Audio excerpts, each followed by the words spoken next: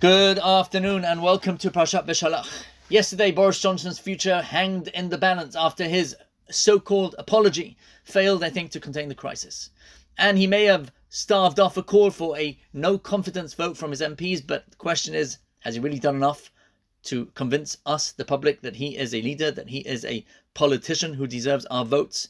How this is going to end, nobody knows. But what is very clear is that our leader, our Prime Minister, Boris Johnson, is now in what we would call the throes, or he is standing on the precipice of a huge cliff, or perhaps the most acute political crisis of his premiership.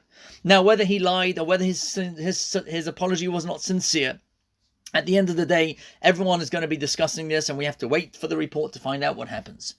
But as Jews, we look through the world through a different lens, through a different perspective. We have the Torah that guides us, that is our guidebook for living.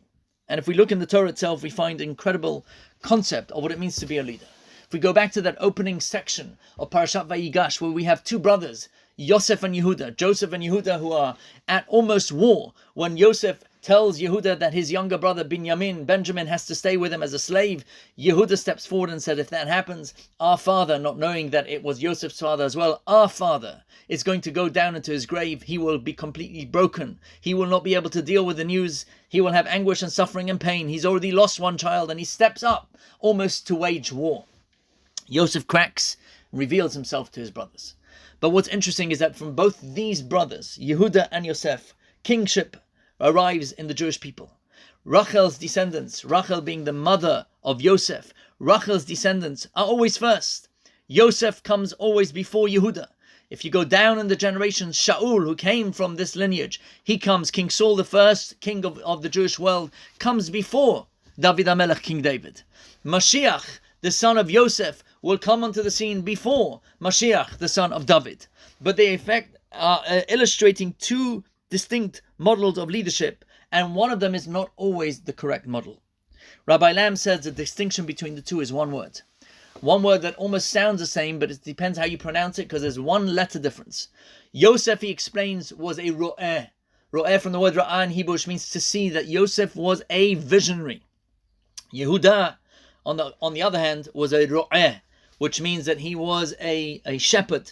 He was a shepherd. Now, we know that in the story, Yosef seems to be the person that is standing on the throne. He's the second in command of all of Egypt. He's the king. And Yehuda looks almost like the beggar. Yehuda looks like he's like begging for something. He's like a Nebuch shepherd, where Yosef is the visionary.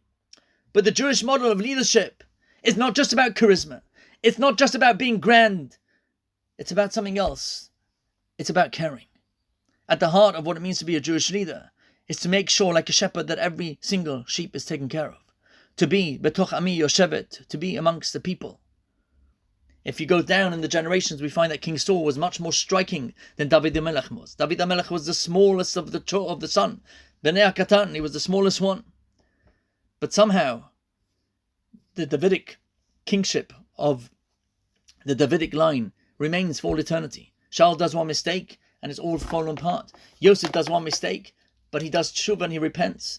When there's a crack, in the leadership skills of Shaul, in the leadership skills, of Yosef, then it falls away and it doesn't last forever. And I think, thinking about this idea this week, at the end of the day, for a leader to be successful, he has to understand his people. And what is clear, and a sad stain on current UK politics, is that Boris Johnson does not and did not understand his people, especially during the height of lockdown, where so many families across the country were putting up with so much, were sacrificing themselves on so many ways, where stories after stories are coming out, where people attending funerals for their mother with so many few people, and where one sibling was not allowed to even go ahead and hug another sibling, or hug another mother, or hug another father, whatever it may be, because these were the rules that were, so to speak, enforced by the leaders which we are supposed to revere, respect, and give dignity to. Yet they themselves were breaking the rules. At the end of the day, a leader, according to the Torah, has to be someone that looks up towards the people and lives amongst the people, cares for the people, has the people's heart as his own. Because otherwise, just being grand, just being dynamic, just being charismatic, and just being a visionary is simply not enough. Such a kingship and such a leadership, inevitably, as history tells us, will not survive. Shabbat Shalom.